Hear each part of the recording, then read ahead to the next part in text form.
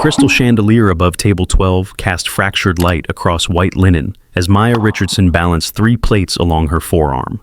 She'd been a server at the Meridian for 6 years, long enough to recognize the weight of wealth in a room, the particular silence that money commands. But something else caught her attention that Tuesday evening, something that made her pause mid-step between the kitchen doors and the dining room floor. The boy at table 12 was wrong, not misbehaving, not sick in any obvious way, just wrong. She'd noticed him when the party arrived, a child maybe 9 or 10 years old, seated beside a man whose face she recognized from business magazines, Richard Castellano, tech billionaire, the kind of man whose assistant made reservations 3 weeks in advance and whose displeasure could end careers. The boy, his son presumably, had been quiet throughout the meal, pushing food around his plate while the adults talked over him about market projections and acquisition deals. Maya set down the entrees at table 9, smiled through their thank yous, and found her gaze drifting back. The boy's left hand trembled slightly as he reached for his water glass, not the normal fidgeting of a bored child. Something else. His eyes seemed unfocused, staring past the elaborate flower arrangement at the center of the table. She'd seen that look before, years ago, another life. Her manager Dennis appeared at her elbow, his voice low and urgent. Table 12 needs their dessert menus. Move. Maya nodded, but didn't move. The boy's head tilted slightly to one side, like he was listening to something no one else could hear. His father kept talking, gesturing with his wine glass, completely unaware. Maya! Dennis's voice sharpened. Now! She grabbed the leather-bound dessert menus and approached table 12. The conversation paused as she arrived. 4 adults in suits that cost more than her monthly rent, and 1 child who'd gone completely still. Good evening, she said, her voice steady despite the drumming in her chest. Can I interest anyone in... The boy's right eyelid fluttered. Once, twice. His jaw clenched. Maya's breath caught. She knew what came next. God help her, she knew. Excuse me, she said, interrupting a woman mid-sentence about stock options. Your son, he needs to see a doctor. Right now. The table went silent. Richard Castellano turned to look at her properly for the first time, his expression shifting from surprise to irritation in the space of a heartbeat. I'm sorry? Your son. Maya's hand tightened on the menus. He's showing signs of a seizure. He needs immediate medical attention. The boy's mother, blonde, diamonds at her throat, let out a sharp laugh. He's fine. He's just tired. Ma'am, I really think... You think? Richard Castellano's voice cut through the dining room like a blade. Several nearby tables turned to look. You're a waitress. You think you can diagnose my son? Maya felt heat rise to her face, but she didn't back down. The boy's breathing had changed, shallow and rapid. His fingers gripped the edge of the table. I'm not trying to diagnose anything, she said, keeping her voice calm, but I've seen this before. He needs help. What you need, Castellano said, standing now, his height forcing Maya to tilt her head back, is to do your job and leave my family alone. Dennis materialized from somewhere, his face flushed with panic and rage. Mr. Castellano, I am so sorry. Maya, step away from the table, now. The boy is fine, the mother insisted, her hand on her son's shoulder. He's perfectly fine. Tell them, Christopher. Christopher's mouth opened. No words came out. His eyes found Maya's for just a moment, confused, frightened, before his gaze went distant again. Sir, Maya tried once more, directing her words to the father. Please, I'm not trying to cause a scene. I just think your son might be in danger. The only danger here, Castellano said, his voice dropping to something cold and precise, is to your employment if you don't walk away right now. Maya felt Dennis's hand on her elbow, pulling. She resisted, her attention fixed on Christopher, watching for the signs she knew were coming. I'm calling security, Dennis hissed in her ear. Call an ambulance instead, Maya shot back. But she let herself be pulled backward, away from table 12, through the murmuring dining room toward the kitchen doors. Behind her, she heard the mother's voice, bright and reassuring. I'm so sorry about that. Some people just don't know their place. The words hit like a slap, but Maya barely registered them. Her eyes stayed locked on Christopher until the kitchen doors swung shut, blocking her view. Dennis rounded on her immediately, his face purple. What the hell was that? That child is sick. That child's father owns half of Silicon Valley. And you just tried to practice medicine without a license in the middle of my dining room. I wasn't practicing medicine. I was trying to help.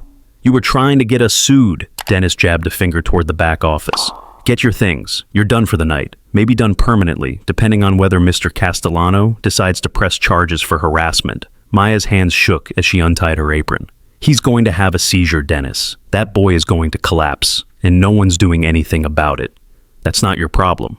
Dennis's voice softened slightly, though his expression remained hard. Look, Maya, I get it. You want to help. But those people, they don't want your help. They want their tiramisu and their privacy. That's what we provide. And if something happens to him, then they'll handle it with their private doctors and their lawyers and their money, without us. He pointed toward the lockers. Go home. Maya changed in silence, pulling on her jacket with numb fingers. Through the small window in the kitchen door, she could see table 12. The party had resumed their conversation. Christopher sat motionless, a statue among the living. She thought about her brother, 12 years ago, the symptoms everyone missed. The funeral 2 weeks later. The back exit led to an alley where the evening air smelled like garbage and car exhaust. Maya stood in the shadows, her phone in her hand. She could call someone. But who? What would she say? A child she didn't know might have a medical condition she wasn't qualified to diagnose. She pulled up a rideshare app, then closed it, walked to the corner, stopped. She couldn't just leave. From her position on the sidewalk, she could see through the Meridian's tall windows. The Castellano party was finishing their meal. Christopher's head drooped forward slightly before his mother touched his arm and he straightened. Maya wrapped her arms around herself against the cooling air and waited. 20 minutes later, the party emerged through the restaurant's gold-trimmed front entrance. Richard Castellano handed his valet ticket to a young man in a red vest while his business associates said their goodbyes. The mother, Maya still didn't know her name, held Christopher's hand, though the boy barely seemed aware of her presence. Maya stepped forward before she could second-guess herself. Mr. Castellano, he turned, and for a moment didn't recognize her out of uniform. Then his eyes narrowed. Are you following us now? Please listen to me. Your son needs medical attention. Carlos, Castellano called to someone Maya couldn't see. A thick-built man in a dark suit appeared. Security. Of course he had security. This woman is harassing my family, Castellano said. Please escort her away from us. Carlos moved toward Maya with the quiet efficiency of someone who'd done this before. She took an involuntary step back. I'm a nurse, Maya blurted out. It wasn't quite a lie. She'd been in nursing school once, before her brother died and everything fell apart. Before the debt and the depression and the years of just surviving. Or I was studying to be one. I know what I'm looking at. You're a waitress who got fired tonight for not knowing her place. Castellano turned away from her, dismissing her with his back. My son is fine. My wife and I are more than capable of recognizing if our child needs medical care. Are you? The words came out sharper than Maya intended. Because right now, he can barely stand. His pupils are dilated, his hands are trembling, and you haven't noticed any of it. Castellano spun back around, and for a moment Maya thought he might actually hit her. Carlos stepped between them. Ma'am, the security guard said quietly, you need to leave. Christopher made a small sound, not quite a word, more like a whimper. Everyone turned to look at him. The boy swayed slightly, and his mother grabbed his arm to steady him. See? Maya's voice cracked. Please. I'm begging you. Just take him to an emergency room. Let them check him out. If I'm wrong, I'm wrong. But if I'm right, you're not right. The mother spoke for the first time since leaving the restaurant, her voice crisp with barely controlled anger. You're a stranger who is inserting herself into our lives for God knows what reason. Maybe you're looking for a lawsuit. Maybe you're mentally unstable. Either way, we're done here. The valet pulled up in a black Mercedes SUV that probably cost more than Maya would earn in 5 years. Castellano opened the back door and guided Christopher inside with one hand while pulling out his phone with the other. I'm calling the police, he announced, loud enough for Maya to hear. If you're still here when they arrive, I'll press charges for stalking and harassment. The SUV door slammed. Through the tinted window, Maya caught one last glimpse of Christopher's pale face before the vehicle pulled away from the curb and disappeared into the flow of evening traffic. She stood on the sidewalk, Carlos watching her from 10 feet away, and felt the weight of failure settle into her bones. This wasn't like her brother. She'd tried this time. She'd spoken up. It hadn't mattered. The police never came. Castellano's threat had been empty, just another flex of power. But it didn't matter. Maya took the train home to her studio apartment in a neighborhood where the streetlights flickered and car alarms sang through the night. She lay in bed staring at the ceiling, replaying every moment, wondering what else she could have said or done, wondering if Christopher would wake up tomorrow morning. Her phone buzzed at 2 a.m. A text from Dennis. "Don't bother coming in tomorrow, or ever. We'll mail your final check." She didn't respond. Didn't sleep either. The Castellano estate spread across 6 acres of manicured perfection in an exclusive enclave where Gates protected Gates and privacy was the most valuable currency. Richard Castellano sat in his home office at 4 in the morning, trying to focus on a contract revision his legal team had sent over. The words blurred together on the screen. He kept thinking about the waitress, not with sympathy. He'd dealt with overzealous staff before, people who thought familiarity with wealth gave them license to cross boundaries. The Meridian would handle it, blacklist her if necessary. That wasn't what bothered him. What bothered him was Christopher. His son had barely spoken during dinner, which wasn't unusual. Christopher had always been quiet, introspective, the kind of child who preferred books to people. But tonight felt different. Melissa, his wife, had dismissed his concerns when they got home. Christopher was tired. He'd been studying for exams. He needed rest, not paranoia. She'd been right, probably. Christopher had gone to bed without protest, and the house had settled into its usual nighttime silence. So, why was Richard sitting in his office at 4 a.m., unable to shake the image of that waitress's face? The certainty in her eyes, the desperation. He pulled up Christopher's medical records on his laptop. The boy's last physical had been 6 months ago. Everything normal, no chronic conditions, no medications beyond the occasional allergy pill in spring. Richard closed the laptop and rubbed his eyes. He was being ridiculous. Letting some stranger's unfounded accusations get into his head. He had actual problems to deal with. The merger, the board meeting next week, the short sellers trying to tank his stock price. His phone rang. Melissa. "Christopher won't wake up." The words didn't register at first. Richard stared at his phone screen, at his wife's name, processing. "What?" "I went to check on him because I heard something. He's in bed, but I can't wake him up. Richard, I can't." Her voice cracked. "Something's wrong." He was moving before conscious thought caught up, taking the stairs 3 at a time, his heart hammering against his ribs. Christopher's room was at the end of the hall, the door open, light spilling into the corridor. Melissa knelt beside their son's bed, shaking his shoulder. Christopher lay on his back, eyes closed, chest rising and falling in shallow breaths. His skin had a gray pallor that looked wrong in the warm lamplight. "Christopher!" Richard's voice came out steadier than he felt. He gripped his son's shoulder, firm but not rough. "Christopher, wake up." Nothing. "How long has he been like this?" Richard pulled out his phone. "I don't know. I just came in to check and—" Melissa's hands trembled. "What's wrong with him?" Richard dialed 911 with fingers that felt too thick, too clumsy. The operator answered on the second ring, her voice calm and professional, asking questions Richard struggled to answer. "Yes, the child is breathing. No visible injuries. No, he won't respond to verbal or physical stimuli." "Does your son have any medical conditions?" the operator asked. "No, nothing. He's healthy." Even as he said it, Richard heard the waitress's voice in his head. "Your son needs immediate medical attention." "How long has he been unresponsive?" "We don't know. We found him like this." But that wasn't quite true, was it? Christopher had been distant all evening, quiet, moving strangely. Richard had noticed. He'd chosen not to see. The ambulance arrived in 12 minutes that felt like hours. Paramedics filled Christopher's room, professional and efficient, checking vitals and asking questions while Richard and Melissa stood pressed against the wall, suddenly useless in their own home. "Pulse is weak," one paramedic said to another, "pupils responsive but sluggish, blood pressures dropping." They loaded Christopher onto a stretcher with practiced speed. Melissa climbed into the ambulance with him, while Richard followed in his car, driving too fast through empty streets, running a red light he barely saw. The emergency room at St. Catherine's Hospital was quieter than he expected. A few people in the waiting area, a drunk sleeping in the corner, fluorescent lights that buzzed overhead. Christopher disappeared behind double doors marked "Authorized Personnel Only," while a nurse with tired eyes directed Richard and Melissa to a private waiting room. "Someone will update you as soon as possible," she promised. The waiting room had 6 chairs, cream-colored walls, and a television playing the news on mute. Richard paced while Melissa sat with her hands folded in her lap, staring at nothing. "This is your fault," she said quietly. Richard stopped pacing. "What? You never pay attention to him. You're always working, always traveling. When was the last time you actually looked at your son?" The accusation stung because it was true. Richard's defense died on his tongue.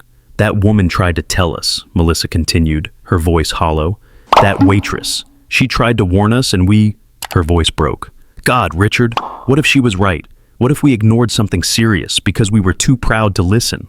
Richard had no answer. He resumed pacing. 2 hours passed. 3. A doctor finally appeared, young, female, her scrubs patterned with cartoon characters that seemed obscene in their cheerfulness. Mr. and Mrs. Castellano, I'm Dr. Patricia Chen. Your son is stable for now. For now? Melissa stood up. What does that mean? It means we've identified the immediate problem, but we're still working to understand the underlying cause. Doctor. Chen gestured for them to sit. She remained standing, a medical tablet in her hands. Christopher is experiencing complex partial seizures, likely originating from the temporal lobe. They're subtle, not the dramatic convulsions most people associate with seizures, but they're serious. The words hit Richard like cold water. Seizures? The waitress had said seizures. What causes them? He managed to ask. That's what we're trying to determine. Could be a tumor, though the initial CT scan came back clear. Could be a vascular malformation, infection, metabolic disorder. We're running more tests. What I need to know is whether Christopher has shown any symptoms before tonight. Richard and Melissa looked at each other. Had he? He's been tired lately, Melissa offered, but I thought it was school stress. Any odd behaviors, staring spells, moments where he seems absent or confused? Yes. God, yes. How many times had Richard called Christopher's name twice before getting a response? How many times had his son seemed to drift away mid-conversation? Maybe, Richard said, we thought he was just distracted. Dr. Chen made notes on her tablet. These types of seizures can be easy to miss. They don't always present dramatically, but they can be dangerous if left untreated, especially if they progress. Your son is lucky you brought him in when you did. Lucky. Richard almost laughed. They hadn't brought him in. They'd dismissed the only person who'd recognized something was wrong. Can we see him? Melissa asked. He's sleeping right now, but yes, follow me. Christopher looked small in the hospital bed, dwarfed by machines that beeped and hummed around him. An IV line ran into his left arm. Monitors displayed numbers Richard didn't understand, but his son's color was better, his breathing deeper. Richard pulled a chair close to the bed and sat down. Melissa took the other side, reaching for Christopher's hand. They sat in silence, listening to machines breathe for their child. And Richard thought about a black waitress who'd sacrificed her job to try to save a stranger's son. He didn't even know her name. Maya spent 3 days applying for jobs online, her savings account dwindling towards zero. She tried not to check the news, tried not to search for any mention of the Castellanos. But on the 4th day, her self-control cracked. She found an article in the business section, brief and vague. Tech CEO's son hospitalized. No details about the condition. No mention of a waitress who'd tried to help.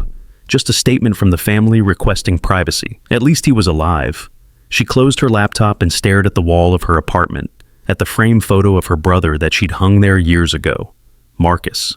Dead at 13 from an undiagnosed seizure disorder that everyone had dismissed as attention problems until it killed him. She'd been 16. She'd noticed things were wrong. No one had listened to her either. The money ran out on day 7.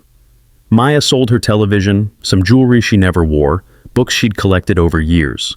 She picked up a shift under the table, at a diner in Queens where the owner didn't ask questions and the tips were terrible but existent. 2 weeks after that night at the Meridian, a letter arrived in her mailbox. Not a bill or a flyer, but actual correspondence in a cream-colored envelope with her name written in precise script.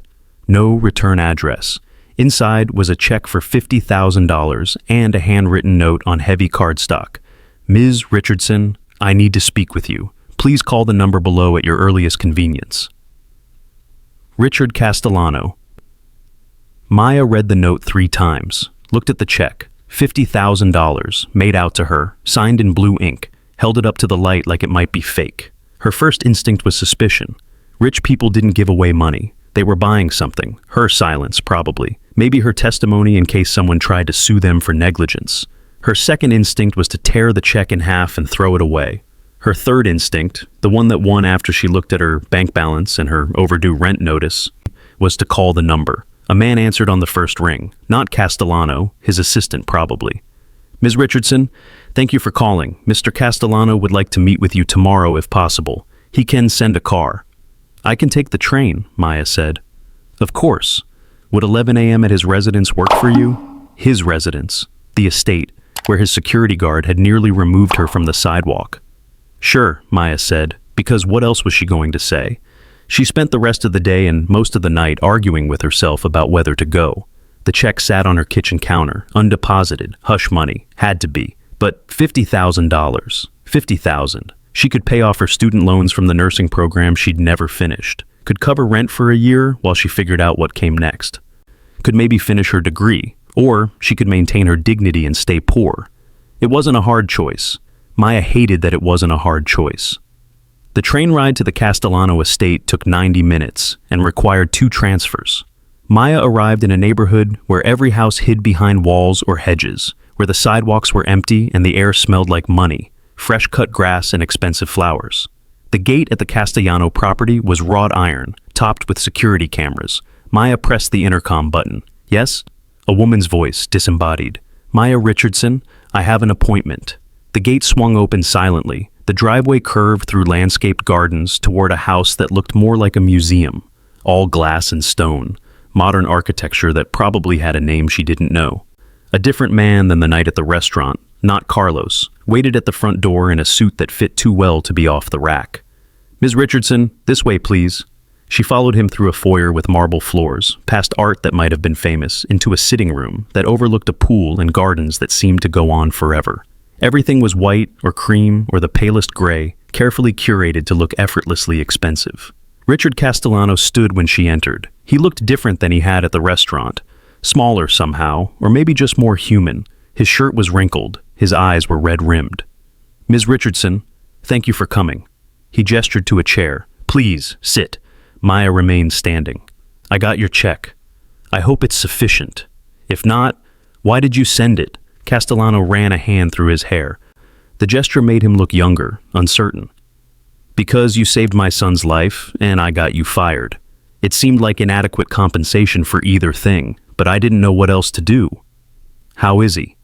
The question came out before Maya could stop it, betraying the fact that she cared. Christopher is home. He's on medication as now, anti-seizure drugs that seem to be working. The doctors still don't know what caused it. They're calling it idiopathic epilepsy, which apparently means they have no idea but want to use fancy words. Castellano attempted a smile. It didn't reach his eyes. He could have died. If we'd gone home that night and just put him to bed like we planned, if the seizures had progressed the way the doctors think they might have, he could have died. Maya said nothing. What was there to say? You tried to tell me, Castellano continued. You risked your job, your safety. Carlos told me I scared the hell out of you on the sidewalk. You risked all of that to help a stranger. And he stopped, started again. I treated you like you were nothing, less than nothing. You treated me like I was a black waitress stepping out of line, Maya said quietly. Castellano flinched. Yes. The acknowledgement surprised her. She'd expected excuses, justifications. Rich people were good at those. I can't undo that, he continued. I can't give you back your job at the Meridian, though I've tried. The owner won't budge even after I explained everything. I can't repair the damage to your finances or your reputation. But I wanted to meet with you because you deserve to know that you were right, that your instincts saved my son, and that He paused, searching for words. I'm sorry doesn't begin to cover it, but I'm sorry anyway. Maya finally sat down, not because she was comfortable, but because her legs were shaking. She'd imagined this conversation a dozen times over the past 2 weeks, but never like this, never with genuine remorse. The check, she said, that's guilt money. Probably, at least partly. Castellano sat across from her. But it's also genuine gratitude, and a hope that maybe it can help you in some way. Help me how? However you need. I saw your employment record when I looked into what happened that night. You were in nursing school once. Of course he'd investigated her. Rich people always did their research. I dropped out, Maya said, because you couldn't afford it. Because a lot of things. Money was one of them. Castellano leaned forward, elbows on his knees. What if you could finish? What if someone paid your tuition, covered your expenses? Would you want to? Maya's throat tightened. Are you offering to do that? I'm offering to help, however I can. If nursing school is what you want, then yes. If it's something else, we can discuss it. I know this doesn't make us even. Nothing could, but I'd like to try. She wanted to say no. wanted to tell him to take his money and his guilt and leave her alone. She'd survived this long without charity from billionaires. She could keep surviving, but that was pride talking, the same pride that had kept her from asking for help when Marcus was dying, that had convinced her she could handle everything alone. "I'll deposit the check," she said slowly, "and I'll think about the rest. That's all I'm asking." They talked for another hour. Castellano told her about Christopher's treatment, the medication schedule, the dietary changes the doctors recommended. He asked about her brother, and Maya found herself telling him about Marcus, how the seizures had started small, barely noticeable, until the day they killed him in his sleep. "That's how you knew," Castellano said. "With Christopher. You recognized the signs." "I should have pushed harder," Maya said. "Should have called 911 myself, made a scene. You did what you could against people with all the power." Castellano's expression hardened, but not at her, at himself. "I'm the one who should have listened." Before Maya left, Castellano asked one more question. "Would you be willing to meet Christopher? He knows what you did. He wants to say thank you." Maya hesitated. "I don't think—" "Please, not today, whenever you're ready. But it would mean a lot to him, to both of us." She agreed to think about it, then let the suited man escort her back to the front gate. The train ride home felt surreal, like she'd stepped into someone else's life for a few hours and was now returning to her own. The check sat in her wallet, still undeposited. $50,000, more money than she'd ever held at once. She thought about Marcus, about all the times she'd wished someone had listened to her, had taken her seriously, had believed that a 16-year-old girl might know something the adults didn't. She thought about Christopher, alive because she'd refused to stay silent. Maya deposited the check the next morning. 3 weeks later, Maya returned to the Castellano estate. This time, Christopher was waiting in the sitting room, a book open in his lap. He looked up when she entered, and Maya was struck by how normal he seemed. Just a kid, not the pale, distant figure from the restaurant. "Hi," he said. "You're Maya, and you're Christopher. Call me Chris." He closed his book, some fantasy novel with a dragon on the cover. "My dad said you saved my life." Maya sat down across from him. "I just noticed something was wrong. Nobody else did. Not my parents, not my teachers. I didn't even realize it myself." Chris's fingers traced the edge of his book. "The doctor said I was having seizures for months, probably. Little ones. I thought I was just spacing out." "Your parents care about you," Maya said carefully. They didn't know what to look for." "They didn't want to know," Chris corrected, with the brutal honesty of children. "Dad's always busy. Mom's always worried about what people think. I could have told them something was wrong, but—" He shrugged. Melissa Castellano appeared in the doorway, as if summoned by the mention. She looked different than she had at the restaurant, less polished, more real. Her hair was in a ponytail. She wore jeans. "Chris, don't monopolize Ms. Richardson's time," she said, but her tone was gentle. To Maya, "Thank you for coming.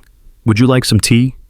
They sat together, the three of them initially, then Richard joined after finishing a conference call, and talked. Not about money or obligations, but about small things. Chris's love of fantasy novels, Maya's attempts to learn guitar, the strange normalcy of it all. Over the following months, Maya did return to nursing school. The Castellanos paid her tuition, covered her expenses, helped her find an apartment closer to campus.